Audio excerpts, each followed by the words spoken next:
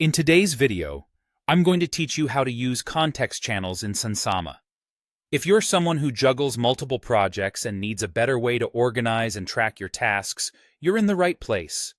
Sunsama offers a feature called context channels, which can be incredibly useful for categorizing your tasks in a manner that's intuitive and easy to navigate. To start using context channels, let's first focus on creating a task. When you're setting up a new to-do item, you have the opportunity to categorize it using context channels. As you type out the task's description or title, you can introduce a hashtag to signify the channel you want to associate it with. For example, if your task is to complete the final report, and this task is related to a project called Project Phoenix, you would type complete the final report hashtag Project Phoenix. Once you type the hash symbol followed by a few letters, Sunsama smartly suggests channels that match or are closely related. This saves you from having to remember or type the full channel name, ensuring a smoother workflow. It's a simple yet powerful way to keep similar tasks grouped together, making them easier to access and manage throughout your day. Now, what if you have an existing task that you'd like to organize under a context channel? Or perhaps you wish to change its current channel.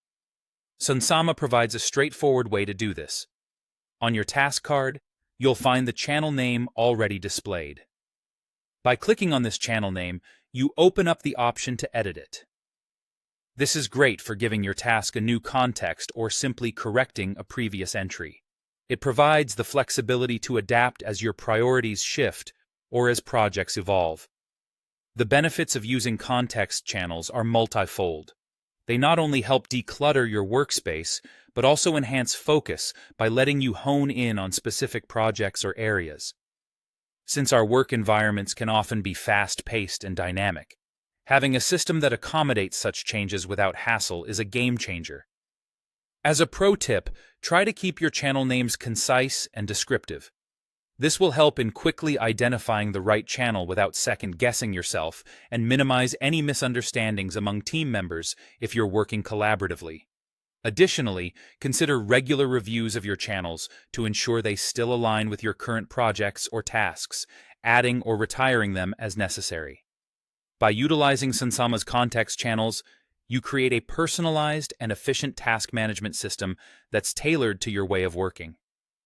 Using them as part of your daily routine can tremendously boost your productivity and ensure nothing slips through the cracks.